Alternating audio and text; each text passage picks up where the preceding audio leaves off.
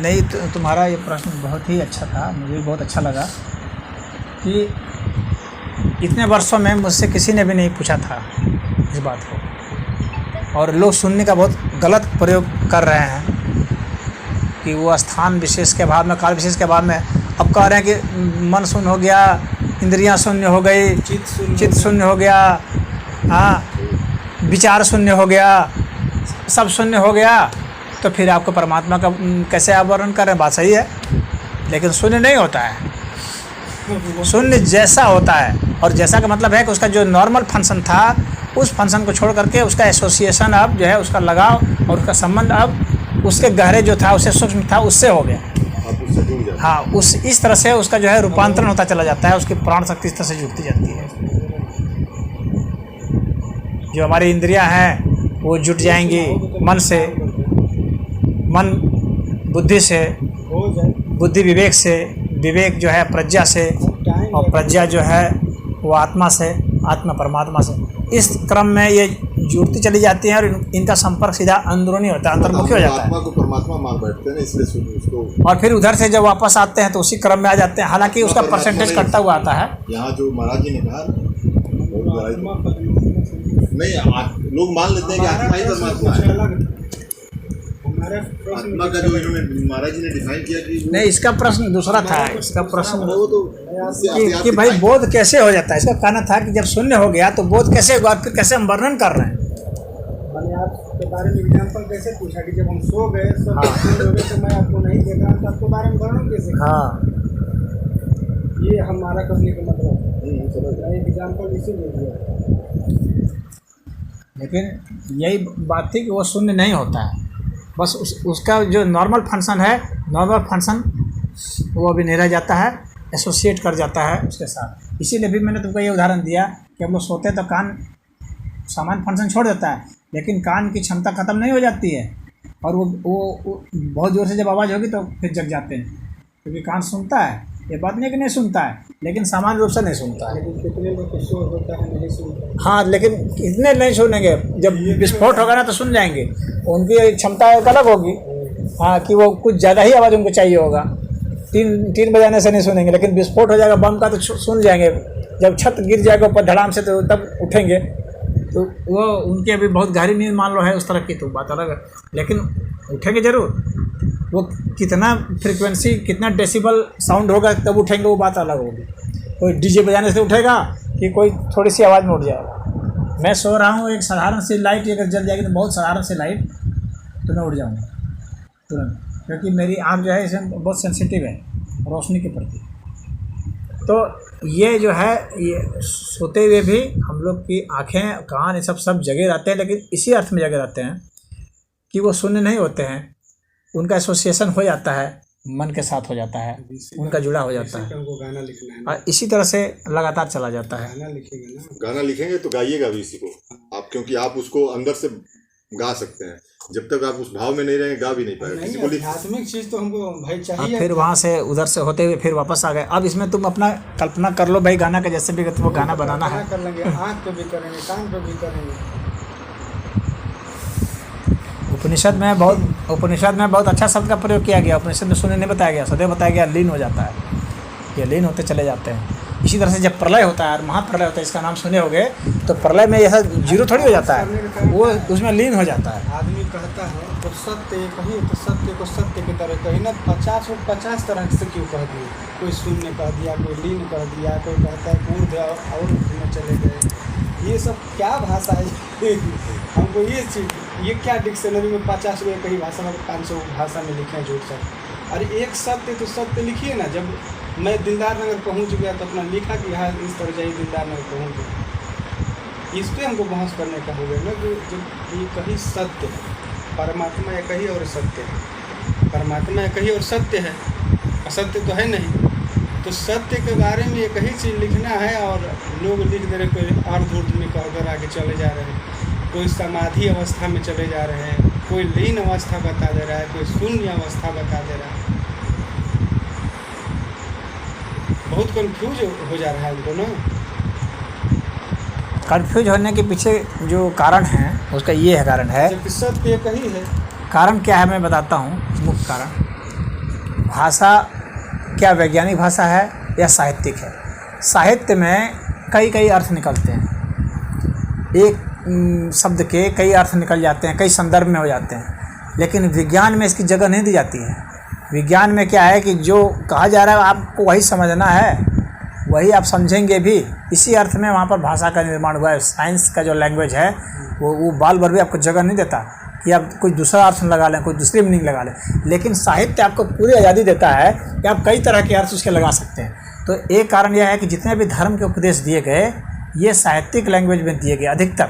बहुत थोड़े बहुत हैं जो कि कुछ वैज्ञानिक पद्धति में हैं, लेकिन अधिकतर सब इसी तरह से हैं, क्योंकि ये समझना थोड़ा सा ज़्यादा आसान होता है साहित्यिक अर्थ में। वैज्ञानिक अर्थ में समझना थोड़ा कठिन होता है, क्योंकि वो बहुत ज़्यादा ही कंसंट्रेशन की मांग करता है और नॉलेज की बहुत मांग करता है उसको समझने के लिए। दूसरी बात यह भी है कि हर व्यक्ति जो आध्यात्मिक हुआ, कोई ज़रूरी नहीं है कि वह व्यक्ति जो है उसी चरम अवस्था तक पहुंचा।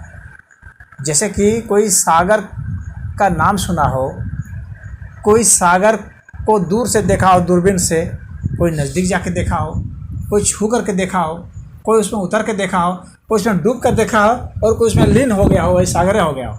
ये इन सभी लोगों के अपने अपने अनुभव हैं। सभी लोग दावा करेंगे कि हमने सागर को जाना, हाँ, अब अलग अलग तरीके से जाना, और सब लोग अब कहे तो सबके अनुयायी हो गए, लेकिन जो परम सत्य को पूरी पूर्णता में जाना उसकी बात ही एक विलक्षण होगी। और इस सत्य को कैसे परखा जाएगा कि वो आदमी वहाँ पे गया? अब कैसे परखा जाएगा, कौन पहुंचा, कौन अपना दावा कर दिया। हाँ, तो ये बताता हूँ ना। अब उसका कोई उसके पीछे जो है कैसे परखा जाएगा इसके मैं बताता हूँ कि जो अदम वास्तविक अर्थ में पूर्णता में समझ गया होगा ना, उसने जो भी वर्णन किया है ना, उसमें आप बाल भर भी कहीं नहीं निकाल सकते रास्ता, और कहीं भी आप जो है उसमें नुस्ख नहीं निकाल सकते।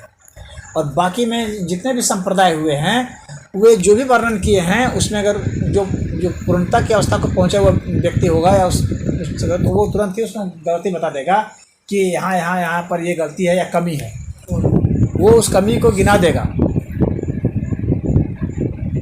तो जितने भी पंथ हैं, जैसे मान लो इस्लाम ने भी ईश्वर के विषय में बोला है, सैयद ने भी बोला है, हाँ, और भी लोग हैं जिन्होंने अध्यात्म के विषय में बोला है, जैसे कि बौद्ध धर्म है, जैसे जैन धर्म है, और बहुत सारे अन्य बहुत सारे मत और धर्म है, पारसी धर्म है, फलना ढेकना बहुत सारे हैं। अब उनके जो सिद्धांत हैं उस पर जो है प्रश्न चिन्ह खड़े किए जा सकते हैं और उसमें भाग जाएंगे शास्त्रार्थ। इसीलिए जिनका ये मत कमज़ोर पड़ गया उन लोगों के तुलना में, तो वे जो है वो शास्त्रार्थ नहीं करके वो ज़बरदस्ती वाले सिस्टम पर चल पड़े। हाँ, जैसे कि मान लो उदाहरण है कि कहते हैं अल्लाह एक है, कहते हैं गॉड इज वन, और यहाँ पर सनातन धर्म में कुछ लोग कह दिए हैं कि ईश्वर एक है। हाँ, लेकिन सनातन धर्म का मुख्य सिद्धांत ईश्वर एक है नहीं है। ये वे लोग हैं जो नहीं समझ पाए सनातन धर्म का संदेश, वे लोग कहने लगे ईश्वर एक है। वास्तव में ईश्वर को कहा गया है कि ईश्वर एक मेव है, एक नहीं है, एक मेव है, यह शब्द का प्रयोग किया गया है शास्त्र में। और एक मेव का अर्थ होता है केवल, एक होना और केवल होने में फर्क होता है। एक होना में एक संख्या है, 1 2 3 4 ये संख्या है, एकजुट हो जाना, हाँ वो संख्या है, एक भी हो सकता है 8 10 संख्या है। लेकिन केवल में क्या है कि सिर्फ वही है, उसके सिवाय कुछ नहीं। केवल जब भी आता है तो इसका बाकी को वो एक्सक्लूड कर देता है, बाकी के अस्तित्व को समाप्त कर देता है, संभावना खत्म कर देता है। तो यहाँ कहा गया कि केवल ईश्वर है, एक मेव, यह कहा गया है। यहाँ एक नहीं कहा गया है, और इसीलिए इस चीज़ को में कन्फ्यूजन नहीं रह जाए, इसलिए एक दूसरा शब्द भी प्रयोग किया गया, वह है कि ईश्वर अनंत है। यह कहा गया है अनंत और एक में अंतर होता है। अनंत में सारे संख्याएं होती हैं, 1 2 3 4 जितनी संख्याएं हैं, यहाँ तक कि दशमलव भी हैं, वे सब भी उसमें हैं। लेकिन एक में दशमलव नहीं ना होगा, हाँ, तो उसमें अनंत में सब होंगे, दशमलव भी होंगे और सारी संख्याएं शामिल होंगी। तो ईश्वर को अनंत कहा गया है, ईश्वर को एक नहीं कहा गया सनातन धर्म में। लेकिन इस्लाम ने और उन लोगों ने, पारसियों ने और यहूदियों ने और ईसाइयों ने एक कहा है।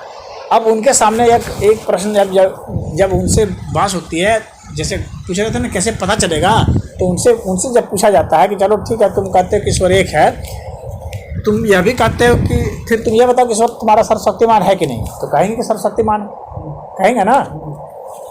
तो जब सर्वशक्तिमान है ईश्वर तुम्हारा, तो ये बताओ कि ईश्वर दो क्यों नहीं हो सकता? फिर ईश्वर में ये शक्ति क्यों नहीं है कि वो 2 हो जाए, 20 हो जाए, 100 हो जाए, 1000 हो जाए? ईश्वर फिर आकार क्यों नहीं ले सकता? उससे पूछा जाता है कि ईश्वर तेरा आकार है कि निराकार है कि क्या है, बताओ? तो कहते हैं हमारे ईश्वर निराकार है। तो इसका अर्थ है तुम्हारा ईश्वर साकार नहीं हो सकता, तो इसका मतलब है उसमें वो साकार होने की शक्ति नहीं है, तो उसको सर्वशक्तिमान कैसे बोलते हो? जब तुम्हारा ईश्वर अवतार नहीं ले सकता तो वो सर्वशक्तिमान कैसे हो सकता है? जब तुम्हारा ईश्वर आकार नहीं धारण कर सकता तो वो सर्वशक्तिमान कैसे हो सकता है? जरा यह बता दो। जब तुम्हारा ईश्वर कुर्सी नहीं हो सकता तो बताओ सर्वशक्तिमान कैसे है? तुम्हारा ईश्वर क्या मुझे ईश्वर बना सकता है? नहीं बना सकता। जब मुझे ईश्वर नहीं बना सकता तो फिर वो सर्वशक्तिमान कहाँ? फिर तुम कहो कि उसमें तुम्हें ईश्वर बनाने की शक्ति नहीं है। वो ईश्वर तो है लेकिन ईश्वर बनाने की शक्ति उसमें नहीं है। ये सब बहुत बारीक प्रश्न हैं, तर्क, और इसमें वे फंस जाते हैं और इसीलिए उनका सिद्धांत जो है सही नहीं है।